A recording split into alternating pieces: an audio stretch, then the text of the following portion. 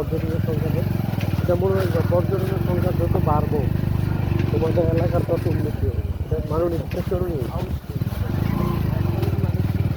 যত আসবে তোমাদের এখানে, আমরা যে আসছি তোমার টাকা দেবো না, এটা এটা এই সমাজে ইনফ্লো হবে,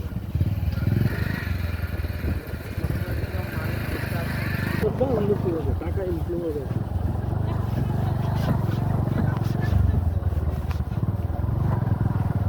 হ্যাঁ, এখন বাবা কাছে রে ভাই।